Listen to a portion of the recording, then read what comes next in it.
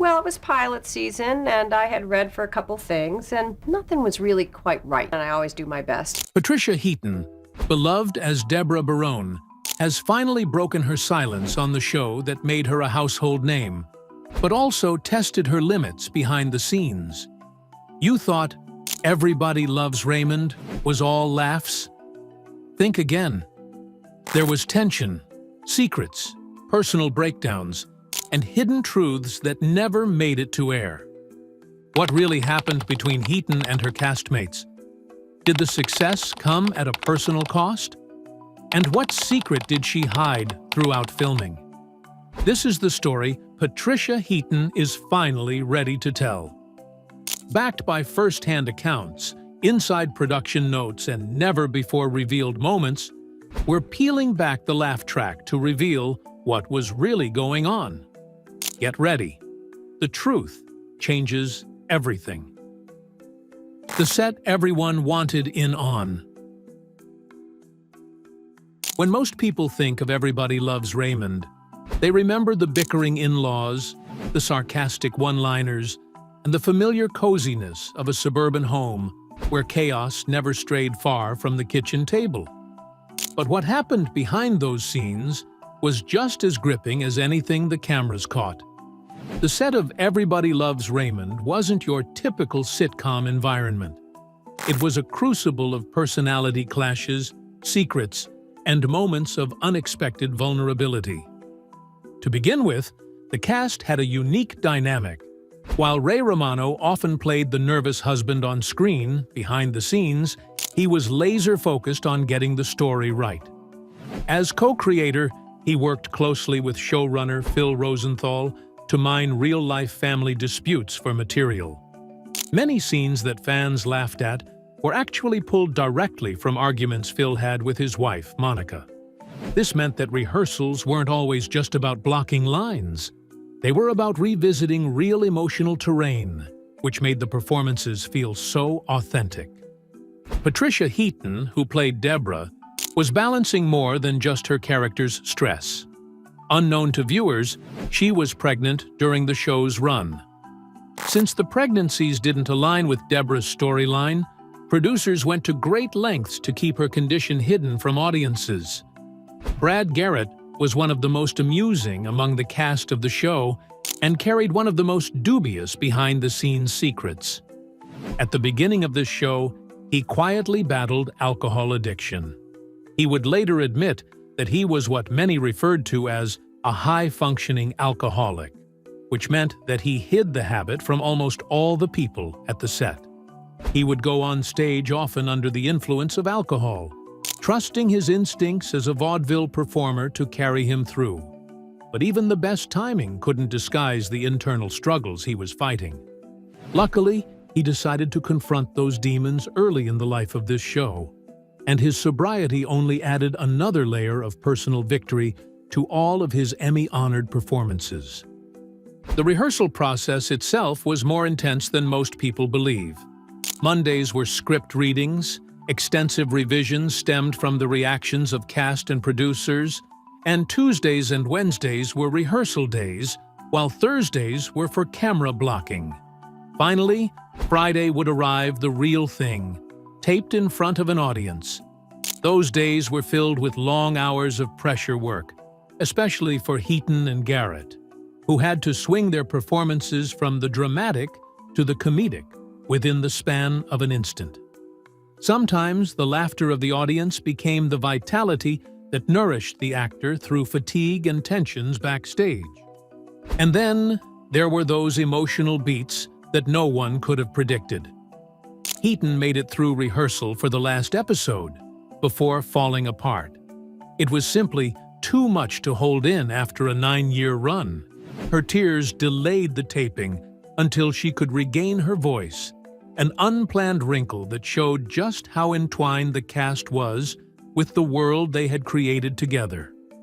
It was also the moment the world saw Patricia Heaton not just as a supporting player, but as the emotional center of the show, the rise of a reluctant star. Patricia Heaton never planned to become the queen of primetime television. Long before she lit up living rooms as the sharp-tongued Debra Barone, she was just another struggling actress in Los Angeles, juggling auditions, rejections, and raising a family. Fame was never guaranteed. In fact, for most of her early career, it felt out of reach. But something about Everybody Loves Raymond changed everything, and Heaton found herself reluctantly rising into the spotlight. Before landing the role that would define her career, Patricia Heaton had already endured years of uncertainty. She had minor roles in sitcoms and even appeared on 30-something, but nothing seemed to stick.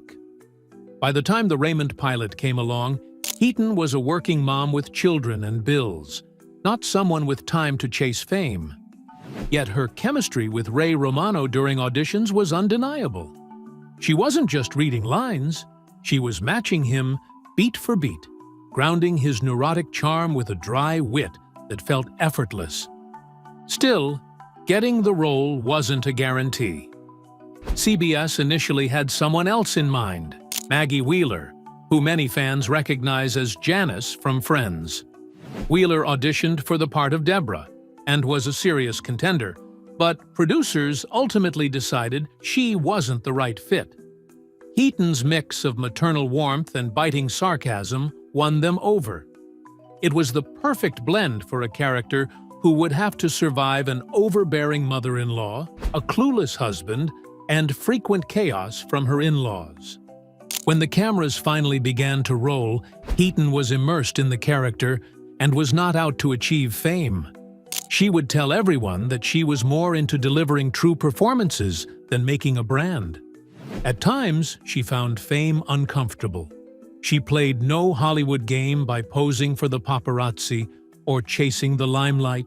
Work, writing, and being true to herself on and off were what meant everything to her. Not that she was under pressure in the celebrity way, but it certainly didn't stop the accolades.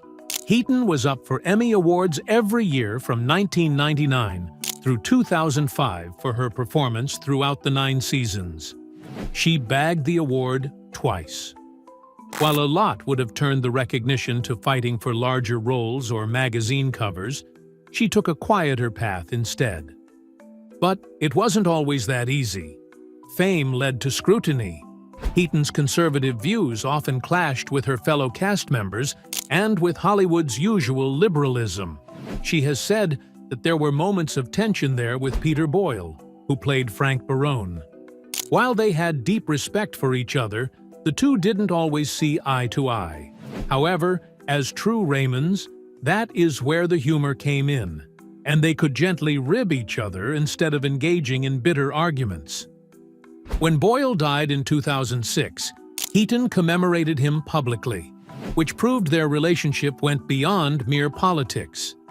Heaton remained the steady force on that set through it all. She gave stability to a show that often drew on real-life marital frustrations and all the absurdities of family life. Debra felt real when Heaton raged at Ray's antics, only to melt into serene warmth. And when tensions behind the scenes began to rise over salaries and creative direction, Patricia would find herself in the middle of a storm she never asked for, one that would test her loyalty and her limits.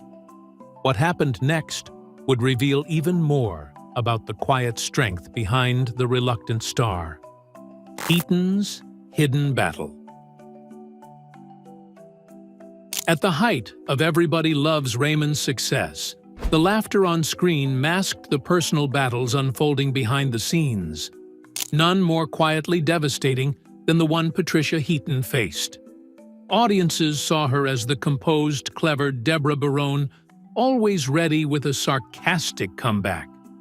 But few knew that while she was delivering Emmy-winning performances, her personal life was slipping into chaos. The fall she experienced wasn't physical. It was emotional, spiritual, and deeply personal. For years, Heaton portrayed stability. A devoted mother, a disciplined actress, and a seemingly grounded figure in the Hollywood landscape. The pressures of balancing motherhood, Marriage and a demanding television schedule left her overwhelmed.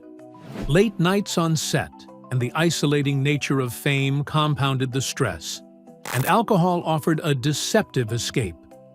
It didn't spiral in public. She was what some might call high functioning. No arrests, no headlines, no outbursts. But inside, she felt like she was losing control. The weight of pretending everything was fine became unbearable. And while no scandal ever erupted around her, those closest to Heaton noticed the cracks. It wasn't just about drinking. It was about numbing, hiding, and avoiding. The contrast between her poised television persona and her private turmoil became harder to manage with each passing season. It was with this quiet acceptance that she achieved turning point after turning point for herself. Patricia Heaton decided she would become sober. It was not for any camera, not for any publicity, but for her children, for her health, for her sanity. So she began going to meetings, making a support system for herself, and beginning to face all the feelings she'd been avoiding. This was a deeply private thing for her, but it did change how she viewed her own life, how she conducted her life, and how she worked. They bonded in their silent suffering. They never discussed details about their lives together, but clearly, as time passed, many of the Raymond cast members found themselves grappling with personal challenges amid the laughter. It was this very humanity that the audience could never truly see, but felt in their gut. The realness felt by the audience was, at least partially, because the actors were drawing from the well of raw life experience. According to Phil Rosenthal, the show's creator, many episodes began as actual arguments or feelings from his life. Not only the writers, but the actors too drew inspiration from real events. For Heaton, any scene in which Debra exhibited frustration, exhaustion, or vulnerability presented itself as a catalyst for deeper feelings. Acting was redemptive for her, which probably enhanced her credibility among her colleagues in the industry. And what happened behind those studio walls, especially in the show's final years, would challenge everything the cast thought they knew about each other. The secret struggles behind the smile. As Everybody Loves Raymond approached its final seasons, the tension behind the scenes was growing thicker than ever. On the surface, the show was still a ratings giant. Millions tuned in weekly to watch the Barone family navigate another awkward dinner or passive-aggressive confrontation. But backstage, the dynamics were shifting, and not all the cast members were on the same page. What began as light-hearted banter started evolving into friction that some say nearly derailed the show's graceful exit. At the heart of the tension was a growing divide in compensation and recognition. Ray Romano had become the highest-paid actor on television, reportedly earning $1.8 million per episode by 2003. While his talent and role as co-creator justified the bump, the gap between him and his co-stars was staggering. Brad Garrett, a fan favorite and Emmy winner for his portrayal of Robert, was earning a fraction of that, around $160,000 per episode. It wasn't just a financial issue, it was a matter of respect. Garrett's frustration boiled over. He walked off the show. Temporarily, yes, but it sent shockwaves through the cast and crew. Patricia Heaton, always known for her professionalism, reportedly supported Garrett's decision. Other cast members joined the protest quietly, unwilling to continue working until a fair resolution was reached. Behind the scenes, negotiations were tense. CBS executives scrambled to find a solution before the fallout could damage the show's image. After several weeks, the cast reached new agreements and returned, but the wounds had been made. Though the smiles returned to the screen, those last seasons carried an undercurrent. The camaraderie that once defined the Raymond set had changed. The long hours, the relentless pressure to deliver perfect episodes, and the looming end of the series made everyone more guarded. Even Phil Rosenthal, the show's creator, admitted that by the 9th season, the writing team was exhausted. He famously joked that they'd need to get into fights with their own spouses just to generate fresh material. The show was running on creative fumes, and the emotional toll was real. In contrast, Patricia Heaton had something totally different to contend with: the emotional heaviness of closure. 9 years of portraying Debra Barone were nearing an end. Debra was scathingly witted and emotively deep, but for Heaton, her character transcended the role. She was Heaton's battles, wins, and growth. As the last season loomed, emotions began to swell. By the last rehearsal of the last episode, there was no turning back. The actress cried so profusely that she lost her voice. Filming had to be postponed from in front of a live audience. That was potentially one thing, to bid adieu to a job. More, it would potentially have been that this had been the catharsis of 9 years' worth of stresses, love, fear, and healing. Heaton has since said more. It was here that television offered much more than a professional offering and a good living. However, stability in an otherwise shaky personal environment, meaning at a time when she felt her identity was being scattered, and above all, family, where it was dysfunctional, complicated, and true to real life. The weight of that goodbye was felt by the rest of the cast. Doris Roberts would say that she never worked with such a dedicated cast. Peter Boyle, playing Frank, kept quiet about his diagnosis with cancer in the final years of the show, sharing the information only with Roberts and a few producers. He did not want pity. He did not want favors. He wanted to finish strong. With that knowledge, the last episodes take on a new depth. His humor masked the terrible pain he shouldered when the cameras were off. After the show ended, rumors were thrown around about a possible Robert spin-off, and even hints about a cast reunion. But nothing of the sort ever materialized. The cast had endured too much. In a lot of ways, the chapter was closed just as it was meant to be. Heaton went off to do the middle. Romano took on dramatic roles, and Garrett returned to stand-up. They were each on their own paths, but what happened during those final seasons stayed with them. Still, the secrets of Everybody Loves Raymond weren't all about tension or turmoil. There were lighter stories, hidden pregnancies, real-life Easter eggs, and private moments that revealed just how cleverly the cast and crew protected their own. And it was one of Patricia Heaton's personal secrets that stayed hidden the longest, until she finally revealed the truth. Motherhood in the margins. When audiences tuned into Everybody Loves Raymond, they saw Patricia Heaton as the unflinching, sharp-tongued Debra Barone, juggling a chaotic household, meddling in-laws, and a husband who often acted like a fourth child. But behind those perfectly timed one-liners and exasperated sighs was a surprising secret that viewers never noticed. Patricia Heaton was pregnant not once, but twice during the show's run. And the production team pulled off an incredible feat by hiding it in plain sight. During filming, Heaton was already a mother of 3. She hadn't planned for more children during such a demanding time in her career. But life had other plans. When she became pregnant during the series, producers faced a choice: write the pregnancy into the show or find a way to keep it off screen. The character of Debra wasn't written to have additional kids beyond the 3 she already had with Ray.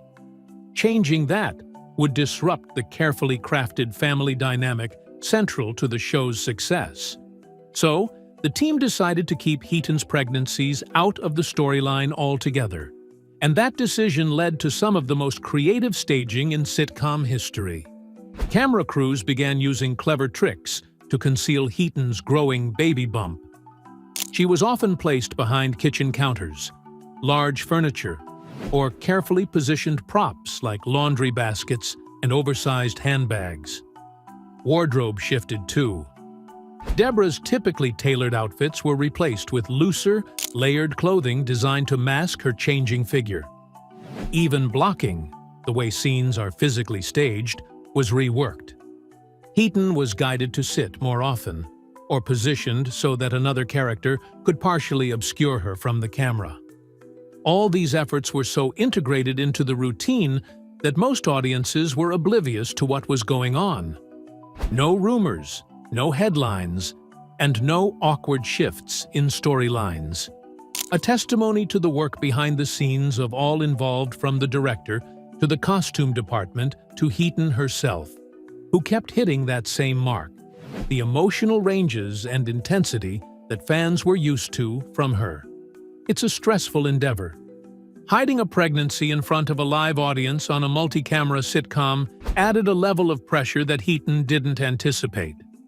She once confessed in interviews that her character was performed at that time with utmost concentration and endurance, masking everything: the morning sickness, tiredness, and emotional ride of pregnancy, while filming high-energy scenes with tight comedic timing.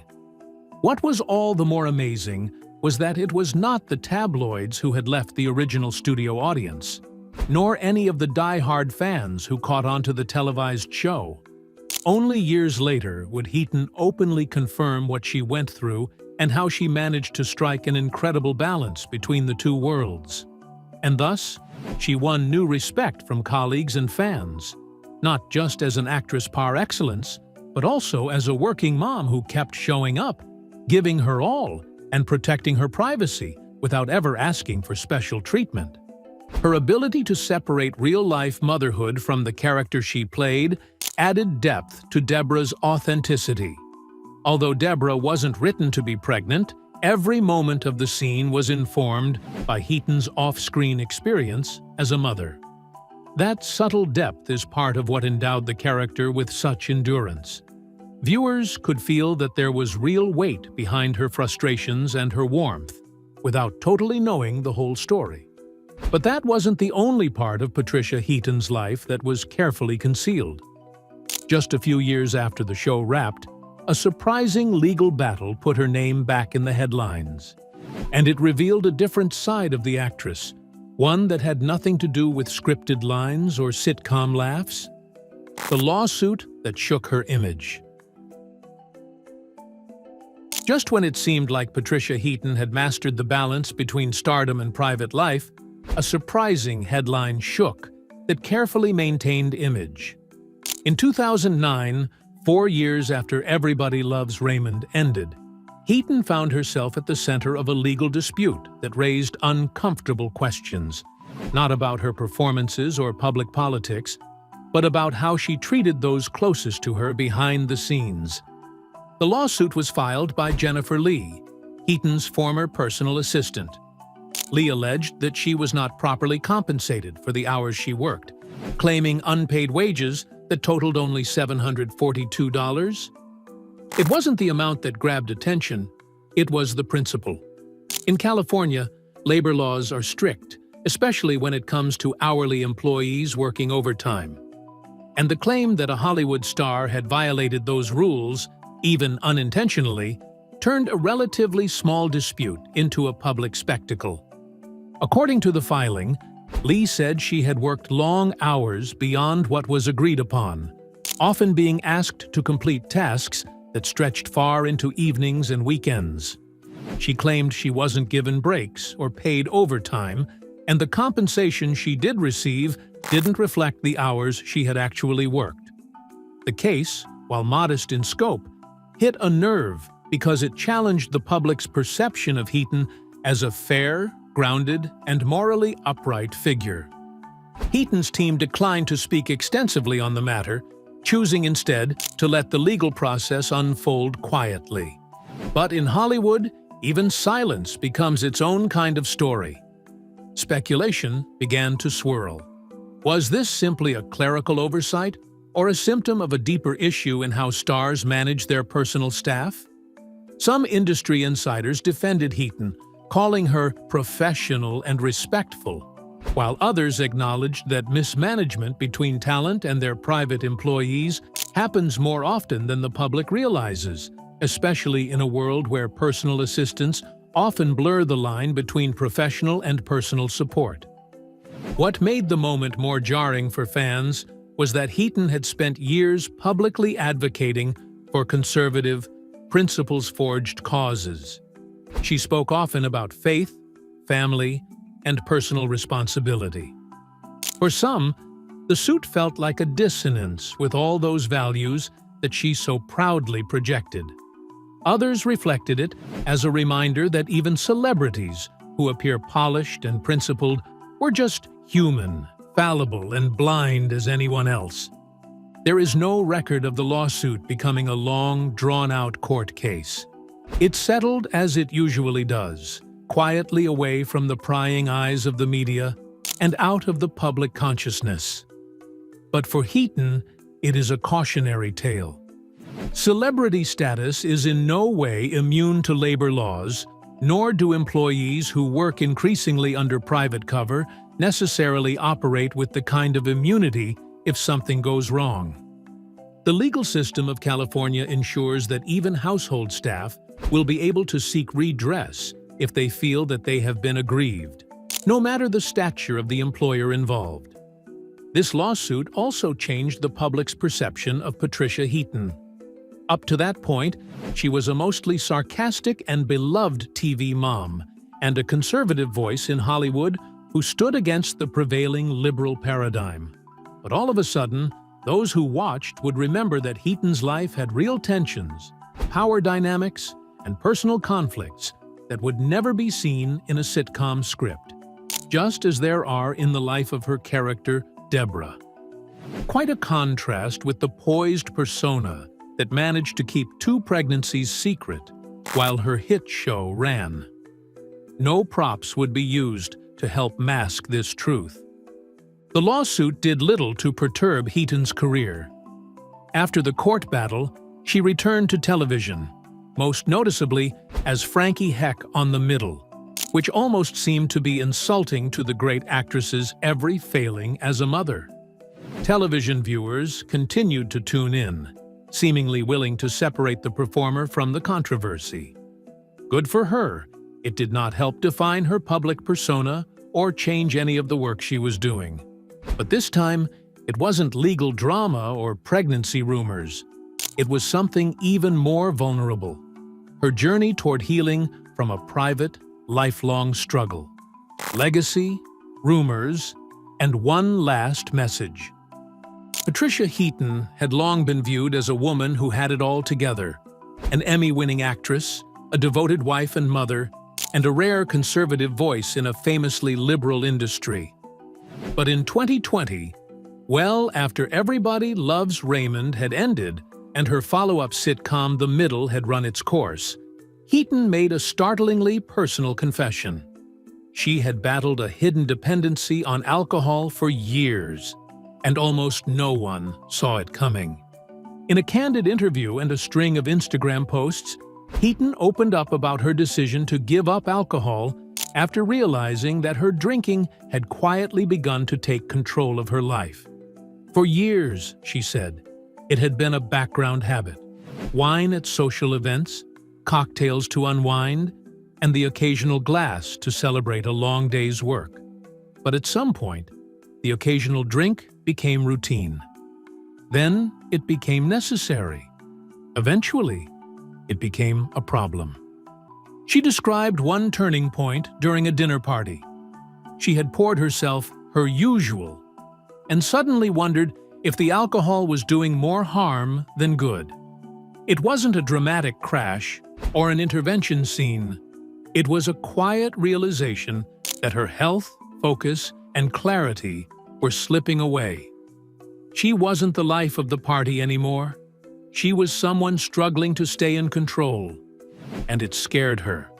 For Heaton, who grew up in a religious Catholic household and often publicly championed moral clarity, this internal conflict was especially difficult to confront. Alcohol had become a way to manage stress, to navigate the emotional weight of Hollywood, motherhood, and middle age. But it also clashed with her self-image. She knew that if she didn't stop, she would slowly become someone she no longer recognized. So, she quit. Just like that. The decision to go sober wasn't made for a headline, a role, or a career move. It was deeply personal, and for the most part, it remained private until she was more than 2 years sober. Only then did she begin to share her experience publicly, partly as a way to hold herself accountable, and partly to offer encouragement to others who might be quietly battling the same demon. "I miss the buzz," she admitted in one post, "but I don't miss the noise in my head the next morning." Her honesty was refreshing in a world where celebrity confessions often feel curated or performative. Heaton didn't paint herself as a victim or try to frame her sobriety as heroic. Instead, she spoke plainly. Drinking had stopped being fun. It had started to steal her peace. And once she realized that, she knew she had to walk away from it. The impact of the timing of her confession was almost greater than the confession itself. In her 60s, Heaton belonged to an age demographic not usually thought of with sobriety movements. Yet studies have shown that women aged 50+ are drinking heavier than ever, often as a way to escape feelings of loneliness or anxiety and emotional distress brought on by aging. In speaking out, Heaton unwittingly threw her hat in the ring with a growing number of women opting for clarity over embittered numbness. In some cases in defiance of what the world expected from them, that they ought to be silent. It also shed light on her earlier dramas. Fans were looking at earlier press reports with a new perspective on her close bond with co-star Peter Boyle, who was there for her during the toughest times, or with the assistant lawsuit, and its insinuations of more deep-rooted personal troubles. As such, it became clear that Heaton's outwardly pristine public image could have concealed a mess of complicated, very human turmoil of her own. Interestingly, sobriety even influenced how she approached her later characters. For Carol's second act, Heaton played a retired teacher who started a new career in medicine, a character mirroring Heaton's own reinvention in life. Her performance was grounded, her calmness and self-awareness present, perhaps for the first time for many of her fans and critics to notice. And she would encourage others. She sometimes tweeted about how sobriety was not a matter of shame, but of freedom. "You can always start again. Today can be day one," she wrote. Those few words were a signal to thousands of followers, many of whom may have been quietly grappling with the same questions about their own habits and health. In the end, Patricia Heaton's revelation didn't dilute her legacy. Instead, it strengthened it. It stretched the relatability of the woman even more, from strength to vulnerability.